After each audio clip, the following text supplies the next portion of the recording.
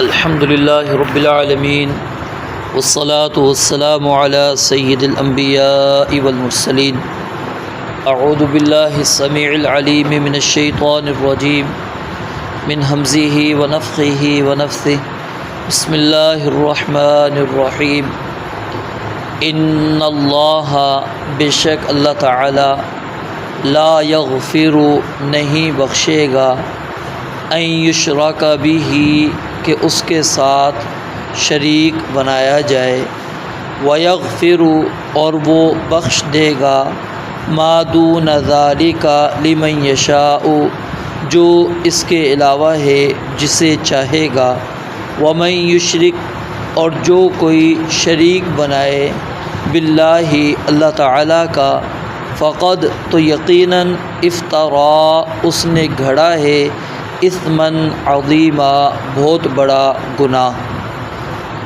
دوبارہ دیکھیں، ان اللہ لا یغفر بے شک اللہ تعالی نہیں بخشے گا ان یشرک بہ کہ اس کے ساتھ شریک بنایا جائے ویغفر ما دون ذالک اور وہ بخش دے گا جو اس کے علاوہ ہے لمن یشاء جسے چاہے گا ومن یشرک باللہ اور جو کوئی اللہ تعالیٰ کا شریک بنائے فقد افترا اثما عظیما تو یقیناً اس نے بہت بڑا گناہ گھڑا ہے۔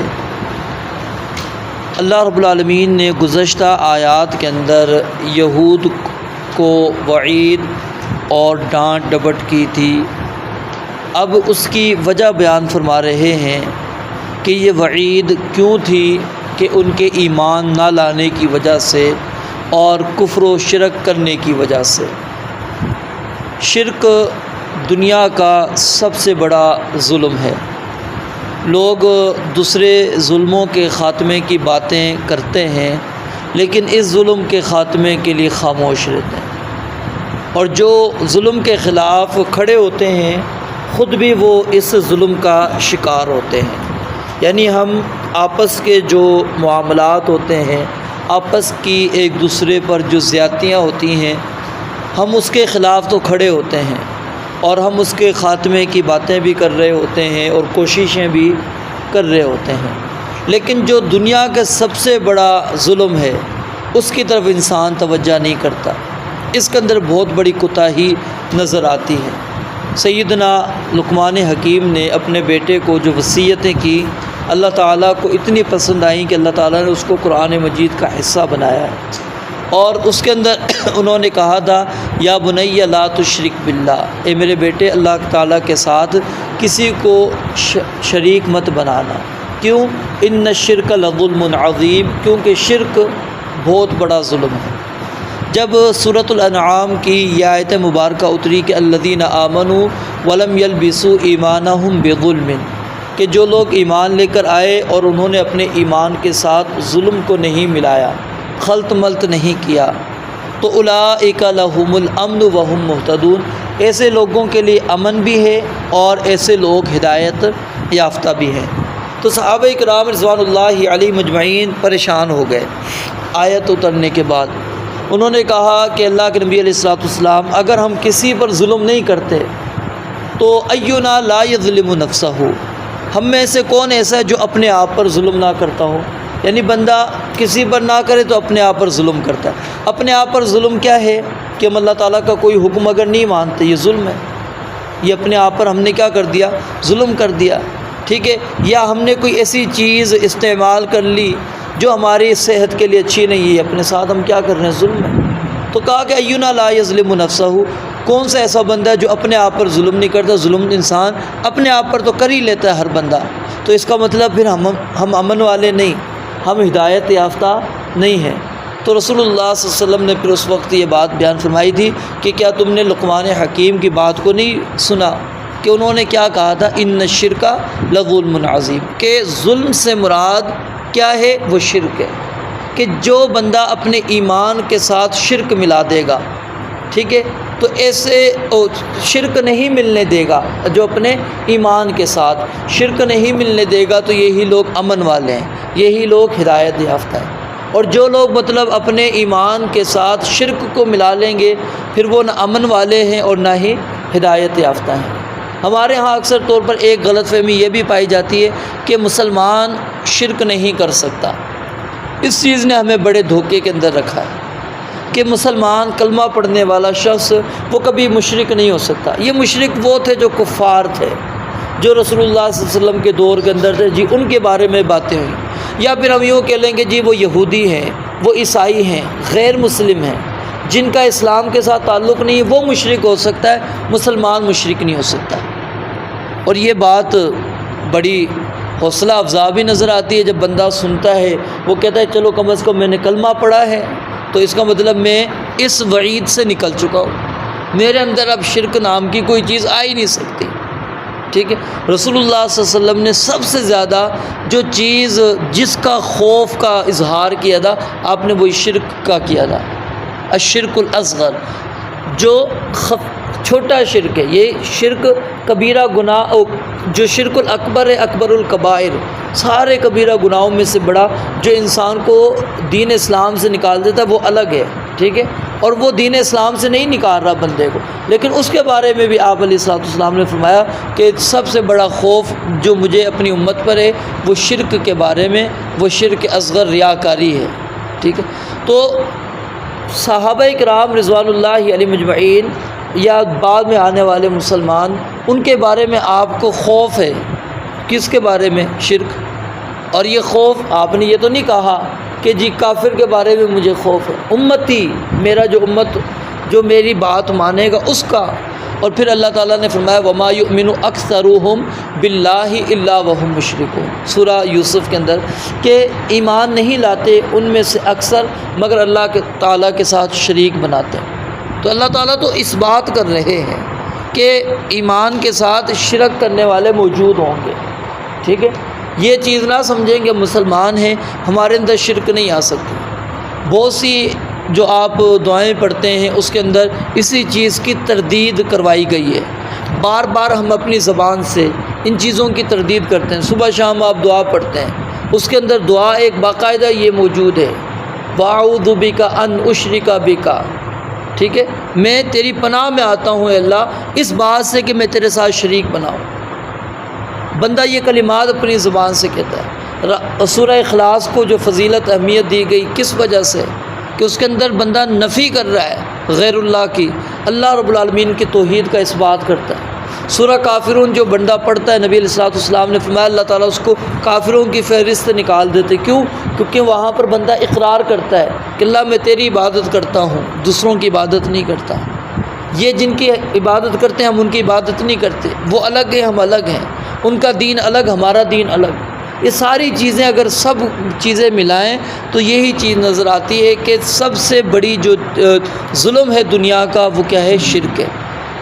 اور اس کے خاتمے پر آپ بات کریں گے، لوگ آپ کے ہی خلاف ہو جاتے ہیں، آپ کو ہی گستاخ کہنا شروع کر دیں گے کہ جی یہ جو ہے نا فلاں فلاں ہستیوں کو یہ نہیں مانتا، یہ ان کا گستاخ ہے، وہ اس طرح کی باتیں کر رہا ہے۔ حالانکہ آپ اللہ رب العالمین کے لیے کھڑے ہو رہے ہیں، آپ وہ جو خاتمہ کروانا چاہ رہے ہیں وہ اس ہستی کا نہیں کروا رہے، آپ اللہ کے لیے کھڑے ہو رہے ہیں کہ اللہ کی توحید کا بول بالا ہو، رب کی توحید بلند ہو۔ مقصود یہ ہے کہ لوگ ایک جو غلط راستے پر چلیں گے اس راستے کو بند کیا جائے، لیکن لوگ مخالف ہو جاتے ہیں۔ اور سب سے بڑی چیز جو ہمارے ہاں یعنی جس کو بڑا مشکل سمجھا جاتا ہے کہ لفظ توحید، لفظ شرک، یہ بڑا ہمارے ہاں چبھتا ہے کہ کوئی بندہ جی مولوی صاحب اگر توحید پر بات کریں یہ چبھے گی، شرک کی تردید پر بات کریں یہ بات ہمیں چبھتی ہیں، باقی موضوعات بے شک بیان کریں کوئی مسئلہ نہیں۔ کیوں یہ کیوں چبھتی ہیں؟ کہ ہمارا نفس ہمیں یہ چیز بتلا رہا ہوتا ہے کہ ہمارے اندر موجود ہے، ہمارے اندر اگر موجود نہ ہو تو ہمیں کیوں چبھے؟ وَإِذَا ذُكِرَ اللَّهُ وَحْدَهُ اشْمَأَزَّتْ قُلُوبُ الَّذِينَ لَا يُؤْمِنُونَ بِالْآخِرَةِ۔ اللہ فرماتے ہیں جب اکیلے اللہ کا ذکر کیا جاتا ہے، جو لوگ اللہ رب العالمین پر آخرت پر ایمان نہیں رکھتے ان کے دل تنگ ہو جاتے ہیں۔ اور جب اللہ کے ساتھ وَإِذَا ذُكِرَ الَّذِينَ مِن دُونِهِ، اللہ کے علاوہ دوسرے لوگوں کا ذکر کیا جاتا ہے، اذا ہم یستبشرون، تو خوش ہو جاتے ہیں۔ یعنی آپ ایک طرف اللہ رب العالمین کی قدرت کو بیان کریں، لوگ اس طرح نہیں اہمیت دیں گے۔ آپ بیان کریں گے فلاں ہستی نے یہ کام کیا، یہ اس کے یہ کارنامے ہیں، لوگ سبحان اللہ کہیں گے، لوگ بڑی یعنی اس چیز کو پسند کریں گے، خوش ہو جائیں گے، کیوں کہ جی غیر اللہ نے کیا۔ حالانکہ اقرار خوشی بندے کو ہونا چاہیے اللہ رب العالمین کی توحید پر، اس کی قدرت کے اظہار کے اوپر، اس کی جو شاہکار ہیں ان کے اوپر اس کو ہونا چاہیے، لیکن انسان ان کے اوپر خوش نہیں ہوتا بلکہ ان چیزوں پر خوش ہوتا ہے۔ تو یہ اللہ تعالیٰ نے فرق رکھ دیا ہے کہ انسان پھر اپنے نفس کا محاسبہ کرے۔ اور یہاں پر ایک اور چیز سمجھ لیں، جو کیا نام ہے کبیرہ گناہ ہیں، کبیرہ گناہ کے متعلق جو اہل السنہ والجماعت کا عقیدہ ہے وہی سب سے بہترین عقیدہ ہے۔ اور وہ عقیدہ کیا ہے کہ جو بندہ کبیرہ گناہ کا مرتکب ہے وہ ہمیشہ کے لیے جہنمی نہیں ہے۔ کبیرہ گناہ کا مرتکب جو کبیرہ گناہ کا ارتکاب کرتا ہے وہ ہمیشہ جہنم کے اندر نہیں رہے گا۔ وہ اللہ تعالیٰ کی مشیت پر ہے، اللہ تعالیٰ چاہے تو پہلے ہی اس کو معاف کر دے، چاہے اللہ تعالیٰ سزا دے کر اس کو بعد میں نکال کے جنت کے اندر ڈال دے، یہ اللہ تعالیٰ کی مشیت پر۔ لیکن اس کے اندر جو شرک ہے یہ معاف نہیں ہے۔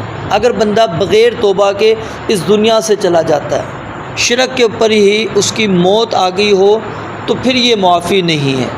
اس کے علاوہ جتنے بڑے جرم ہیں، وہ چاہے کیا نام ہے قتل کرنا ہے، چاہے وہ بدکاری کرنا ہے، شراب پینا ہے، دیگر چیزیں جو بڑے بڑے جرائم موجود ہیں شریعت نے بیان کی ہیں، ان میں سے کسی کا بھی بندہ ارتکاب کرتا ہے، اللہ رب العالمین کی مرضی ہے، بندے کو چاہے تو ویسے ہی معاف کر دے، چاہے تو اللہ تعالیٰ اس کی پکڑ کر کے سزا دے کر پھر اللہ تعالیٰ اس کو معاف کرے۔ لیکن اس بندے کے اندر اگر کلمہ موجود تھا اور ساتھ میں یہ گناہ بھی موجود ہیں، یعنی یہ کبیرہ گناہ موجود ہیں، کلمہ بھی موجود ہے اور یہ گناہ بھی موجود ہیں، تو یہ اگر جہنم میں جاتا بھی ہے تو ایک وقت آئے گا نکل آئے گا، ایک وقت آئے گا وہ جہنم سے نکال دیا جائے گا، جنت میں آ جائے گا، ٹھیک ہے۔ لیکن اگر بندے کے پاس توحید نہیں ہے، کلمہ موجود نہیں ہے، ایمان نہیں ہے اس کے اندر، باقی پھر اس کے پاس جتنی بھی نیکیاں ہوں تو وہ کوئی کام آنے والی نہیں ہے۔ تو جو دیگر لوگ ہیں یعنی اہل السنہ والجماعت کے علاوہ، وہ جس طرح شرک کو ہم کہتے ہیں کہ یہ انسان کو ہمیشہ جہنم کے اندر رکھتا ہے، تو وہ اسی طرح قتل کرنے کو بھی کہتے ہیں کہ وہ ہمیشہ جہنم میں انسان کو لے جائے گا، ٹھیک ہے۔ بدکاری کرنے والا ہمیشہ جہنم کے اندر رہے گا، یہ چیزیں درست نہیں ہیں، یہ نظریہ بالکل غلط ہے۔ صحیح عقیدہ کیا ہے جو اللہ تعالیٰ نے یہاں پر بھی بیان کیا، لا یغفر ان یشرک بہ، کہ شریک بنایا جائے گا تو اس کو اللہ تعالیٰ معاف نہیں کریں گے، وَيَغْفِرُ مَا دُونَ ذَلِكَ، اور اس کے علاوہ جو کچھ ہے، اب اس کے علاوہ کے اندر شرک وہ کیا نام ہے، وہ قتل بھی آ رہا ہے، زنا بھی آ رہی ہے، شراب نوشی بھی اس کے اندر، سب کچھ اس کے اندر آ رہا ہے، مَا دُونَ ذَلِكَ علاوہ ہے اس کے، شرک کے علاوہ ہے، تو جو بھی شرک کے علاوہ ہے اس کو اللہ تعالیٰ کی مشیت پر ہم رکھیں گے کہ اللہ تعالیٰ بہتر جانتے ہیں کہ میں اس بندے کو سزا دے کر اس کو جنت میں داخل کروں یا پہلے ہی اس کو میں معاف کر دوں، ٹھیک ہے۔ یہ دونوں صورتیں ہیں، اللہ رب العالمین اس بندے کو بہتر جانتے ہیں۔ لیکن مشرک کے بارے میں اللہ تعالیٰ کا یہ حتمی فیصلہ یاد رکھیں، جو شرک پر ہی مر گیا، انہ من یشرک باللہ فقد حرم اللہ علیہ الجنہ، اس کے اوپر اللہ نے جنت کو حرام کر دیا ہے، اس کا ٹھکانہ جہنم ہے۔ اور ایسے ظالموں کے لیے اللہ کہتے ہیں کوئی انصار، کوئی مددگار نہیں۔ اور اس کے اندر سب سے بڑی دو دلیلیں ہمارے پاس موجود ہیں۔ ایک رسول اللہ صلی اللہ علیہ وسلم کے چچا ابو طالب، آپ کے چچا ابو طالب، ٹھیک ہے، وہ کلمہ انہوں نے نہیں پڑھا تھا، نبی علیہ السلام نے ان کو آخر وقت تک میں کہا کہ کلمہ پڑھ لو، میں اس کو دلیل کے طور پر اللہ رب العالمین کے ہاں پیش کروں گا، لیکن وہ اس کلمے کے بغیر اس دنیا سے چلے گئے۔ اللہ رب العالمین نے ان کو جہنم دی ہے، لیکن سزا آپ کی وجہ سے کم رکھی ہے۔ کیا ہے؟ صرف اس کو جہنم کی جوتیاں دی گئیں، جہنم کی صرف جوتیاں اس کی، یعنی پاؤں تک اس کی آگ آنے والی ہے، لیکن جہنم میں پھر بھی ہو گیا ہے، معافی نہیں ہے کہ اس نے نبی علیہ الصلوۃ والسلام کی حمایت کی، نصرت کی ہے، مدد کی ہے، آپ کا ساتھ دیا ہے، کفار کے خلاف کھڑا ہوا ہے، آپ کے بڑا ساتھ دیا، اللہ نے اس کی قدر کی، لیکن وہ جو فیصلہ ہے اللہ نے اس کو تبدیل نہیں کیا۔ پھر اسی طرح سیدنا ابراہیم علیہ الصلوۃ والسلام کے والد کا واقعہ ہے، اللہ تعالیٰ نے کہا تھا کہ دعا کی تھی انہوں نے، ولا تخزنی یوم یبعثون، کہ اللہ مجھے تو نے قیامت کے دن رسوا نہیں کرنا۔ تو کہا کہ اس سے بڑی رسوائی کیا ہوگی کہ میرے والد کو اٹھا کے جہنم کے اندر ڈالا جائے گا، تو اس سے بڑی اور رسوائی کیا ہے؟ لوگ کہیں گے جی دیکھو ابراہیم علیہ السلام کے والد کو جہنم میں ڈالا جا رہا ہے، پوری دنیا کے سامنے یہ منظر ہوگا اس وقت، تو اللہ تو نے تو کہا ہے مجھے رسوا نہیں کرے گا، تو اس سے بڑی رسوائی کیا ہے؟ تو اللہ رب العالمین نے اپنے اس فیصلے کو پھر تبدیل نہیں کیا کہ چلو ٹھیک ہے میں رسوائی سے تجھے بچا لوں گا، ان کو اٹھا کے جنت میں ڈالوں گا۔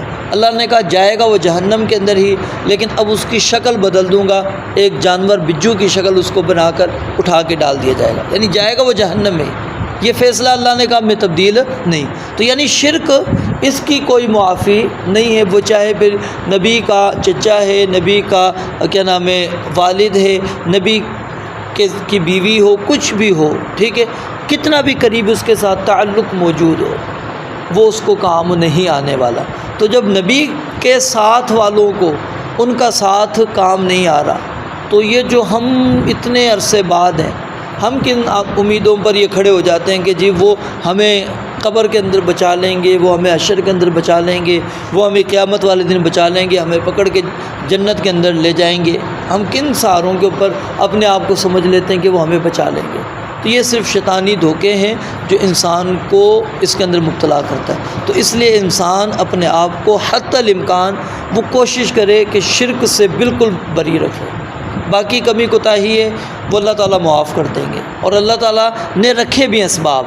ہم وضو کرتے ہیں، ہمارے گناہ جھڑتے چلے جاتے ہیں، ٹھیک ہے، بہت ساری چیزیں اعمال ایسی ہمیں دے دیں، جمعہ ہمیں دے دیا، ٹھیک ہے، سال کے بعد رمضان المبارک دے دیا ہے، ٹھیک ہے، پھر ابھی جیسے ابھی یہ محرم کے روزے آ رہے ہیں، یہ ایام آ گئے، پھر اسی طرح آپ کو عرفہ گزرا ہے۔ اللہ تعالیٰ بڑے بڑے ہمیں یعنی موقع دیتے ہیں جس سے ہمارے گناہ دوسرے مٹتے چلے جاتے ہیں۔ جو کمی کوتاہی ہو یا اللہ کہتے ہیں چلو میں نے یہ بھی معاف کر دیا، یہ بھی معاف کر دیا، یہ بھی کر دیا، لیکن شرک وہ معافی نہیں ہے۔ تو اس لیے انسان اس کے اندر کسی قسم کی کوتاہی نہ کرے، اور اللہ کہتے ہیں یہ شرک کرنے والا سب سے بڑا بہتان باندھتا ہے، اس سے بڑا بہتان کوئی نہیں باندھتا۔ تو ہمارے اوپر کوئی بہتان باندھے گا کہ ہم اس کو چھوڑ دیں گے؟ نہیں معاف کرتے۔ تو اللہ رب العالمین کی ذات پر جو بہتان باندھتا ہے، اب بہتان کیا ہے؟ بندہ کہے گا میں نے تو بہتان نہیں باندھا، یہ بہتان ہی ہے۔ آپ نے کہا کہ یہ اللہ کا شریک ہے، یہ اللہ کا شریک ہے، یہ کہنا ہی، اس کا عمل کرنا ہی، اس کے سامنے جھکنا یا اس کے لیے نظر و نیاز کرنا، قربانی کرنا، یہ آپ نے عملی طور پر اللہ رب العالمین پر افترا باندھ لیا۔ اور پھر سورہ انعام کو اگر ہم دیکھتے ہیں، وہاں اللہ تعالیٰ نے تقریباً 25 نبیوں کا ذکر کیا اور فرمایا اگر یہ شریک بنا لیتے اللہ ان کے عمل کو ضائع کر دے گا۔ یہ اللہ تعالیٰ نے جو چیزیں بیان کی ہیں یہ ہمیں سمجھانے کے لیے۔ پھر رسول اللہ صلی اللہ علیہ وسلم کو اللہ تعالیٰ نے مخاطب کر کے فرمایا اگر آپ شریک بنائیں گے آپ کے سارے عمل ضائع ہو جائیں گے، آپ خسارہ پانے والوں میں سے ہوں گے۔ تو یہ ہمارے لیے اس میں بڑے اسباق ہیں، اس کے اوپر انسان کو زیادہ توجہ دینی چاہیے کہ شرک سے ہمیشہ اللہ تعالیٰ سے پناہ مانگے، اور خاص طور پہ جس شرک کے بارے میں انسان کو پتہ ہے، یعنی کہ جو بڑی بڑی واضح چیزیں ہیں، غیر اللہ کے سامنے جھکنا، ان کو پکارنا ہے مصیبت کے وقت، ان کے لیے نظر و نیاز کرنا، ان کے لیے روزے رکھنا، یا ان کی کوئی عبادت کرنا، یا ان کا مخصوص دن میں اس طرح اہتمام کرنا، ان سے انسان اپنے آپ کو بالکل بری کرے، اپنے آپ کو دور رکھے۔ رب العالمین سے دعا ہے اللہ تعالیٰ سمجھ لے کہ عمل کرنے کی توفیق عطا فرمائے۔ وآخر دعوانا الحمدللہ رب العالمین۔